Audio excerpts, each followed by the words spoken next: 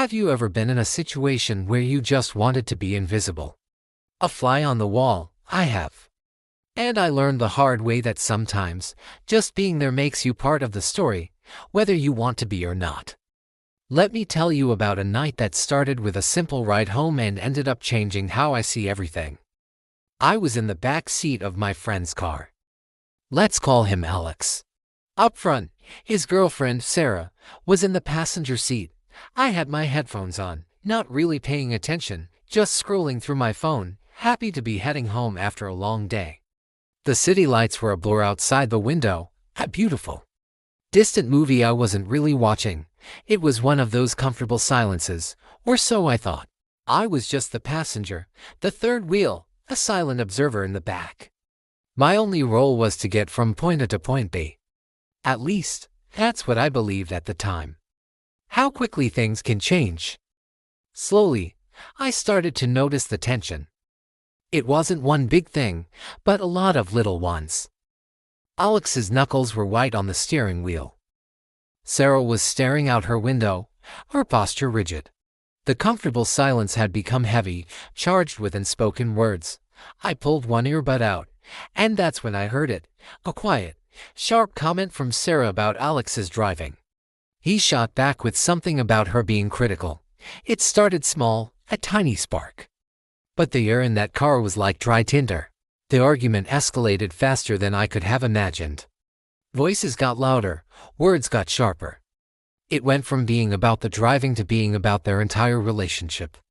Old fights, past mistakes, everything was being thrown into the mix. I felt trapped.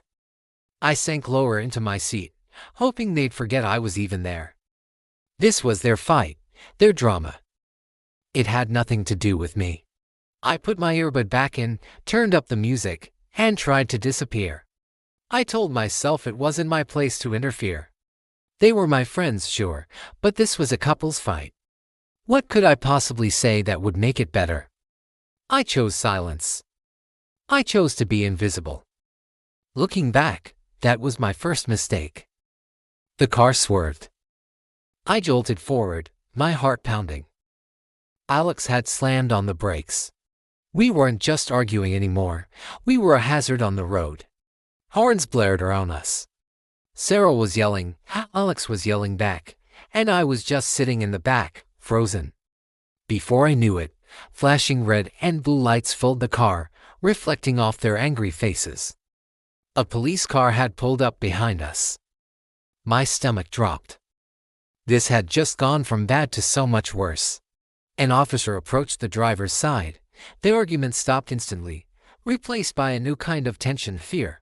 The officer asked Alex to step out of the car. He saw the state he was in, angry, agitated. Things got heated between them. The officer was trying to de-escalate, but Alex was too worked up. I watched in horror as the situation spiraled. Sarah started crying, pleading with the officer, which only seemed to make things more complicated. They were both telling different versions of what happened, of why they were stopped, of the fight. It was a mess of he said, she said, and then the officer looked past them, his eyes landing on me in the back seat. And what about you? He asked, his voice calm but firm. What did you see? In that moment, the world stopped. I was no longer invisible. I wasn't just a passenger anymore. I was a witness. Alex and Sarah both looked at me, their expressions a mix of hope and desperation. They had forgotten I was there, but now my voice was the one that mattered. I couldn't hide behind my music or my phone. I had to speak. I took a deep breath. I told the officer everything, just as it happened. I explained the argument, how it started, how it escalated. I didn't take sides. I just stated the facts. I talked about how Alex's driving became erratic because of the fight, not because he was being reckless for no reason.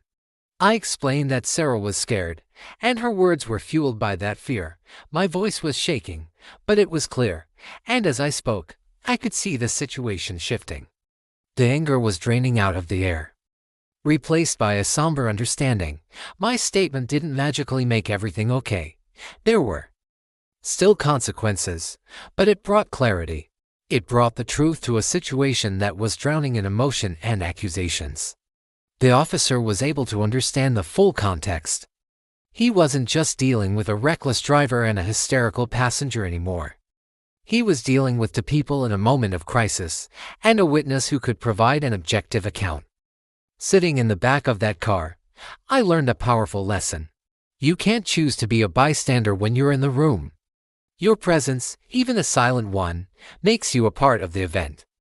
Being there gives you a responsibility.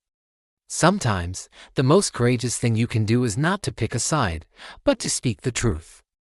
My silence was a choice, but so was my voice. And my voice changed everything. It didn't make me a hero, but it made me responsible.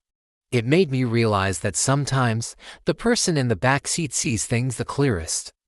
Real life isn't always simple, and our roles in it are often more significant than we think. Thanks for listening to my story. If you want more real stories with real lessons, make sure to follow and subscribe to Moral Compass 01. Stay safe and remember, your presence matters.